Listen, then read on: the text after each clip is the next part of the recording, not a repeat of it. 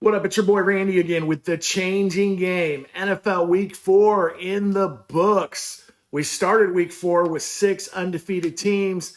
Now there's 2 undefeated teams, Philly and Buffalo. Well, how did I do last week? Well, it was kind of shaky. I went 9 for 16 and 1 tie. I'm not really sure why the NFL still has ties. Why don't they just keep playing to decide and have a winner? Someone that knows, put it in the comments. I don't know. Is it a safety issue? Just keep playing until they get a winner. I don't understand the ties in the modern era of sports. It makes no sense. But going 9 out of 16 with 1 tie, that puts me through 4 weeks, 45 out of 64 with 1 tie. That's 70%. If I'm an odds maker, I'm still making money for my clients. Let's see what week 5 brings. Here are the changing games week 5 predictions, news, and notes. Tonight on Prime, you got the 49ers 3-1 at the Rams 3-1. The 49ers defense is solid. Fred Warner is just a bona fide stud. I think the key here is if the Rams can protect Stafford, I think they're gonna, with Devontae Adams, he's got a great target. I think they're gonna go 4-1. If the Niners get to him, they're gonna win. So I'm going with the Rams. Same division. This is a divisional game. This is huge.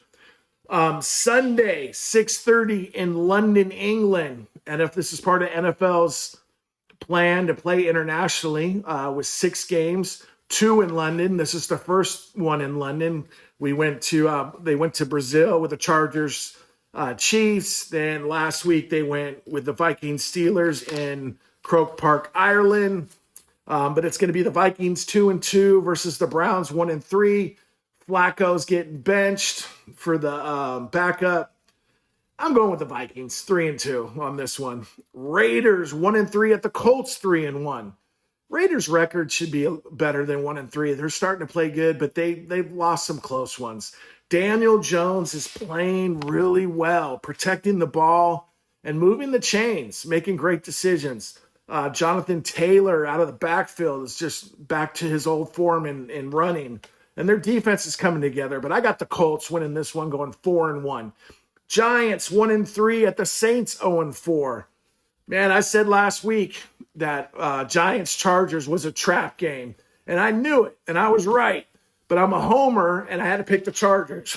But in my heart, I knew that it was going to be a trap game. It was just that everything smelled like a trap game with the, Russell Wilson getting benched for Jackson Dart. And just Scattaboo and just they had the passion. They're at home. It was just lining up to be a trap game. But Jackson Dart played well. He's athletic. Scattaboo is fun to watch. And, New York's defensive front is good. They're elite. And they got to Herbert, and that was a problem.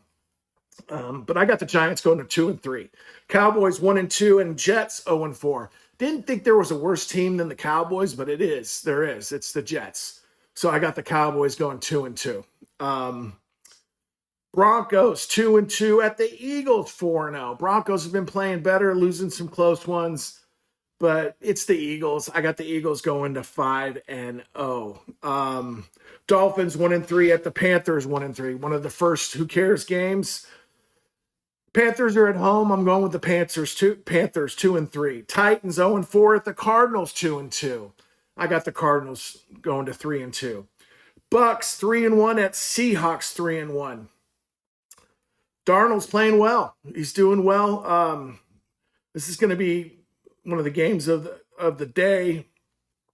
But I'm just rolling with Baker Mayfield. He's fun to watch, passionate, and he's got them. He's leading them. They got the belief. So I got them going 4-1, beating the Seahawks. Lions 3-1 at the Bengals 2-2. Joe Burrow still out with that turf toe for several weeks. Lions will go 4-1 and win that one on the road.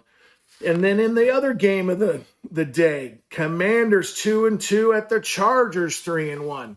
nothing like some home cooking to get your squad right, right? I mean, the key for the Chargers, if they protect Herbert, they'll be fine. But he's got to get protection. The offensive line's a mess. So many injuries.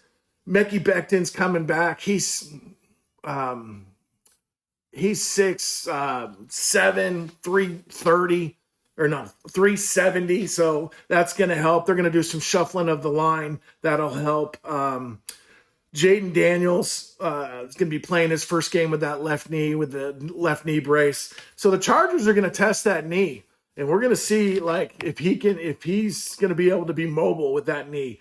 I feel that they're going to get to him. But I think that Washington does not have a pass rush, so I think Herbert's going to be able to move the chains and do well and bounce back. Hampton playing well as a rookie out of the backfield, running the ball really well and catching some timely balls as well. And he's a great blocker.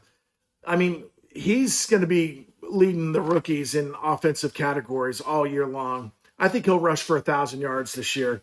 But where's Ladd McConkey? He went 1 for 6 last week, and he's elite, but he's like third in production right now on the Chargers depth chart for receivers. I don't know what's going on. If you have him in fantasy football, you're like, what do I do? Do I cut him? Do I trade him? Like, you're like, man, I thought he was going to do great. So I don't know what's going on with him, but Chargers go to 4-1 and extend their lead in the AFC West. Patriots 2-2 at the Bills, 4-0.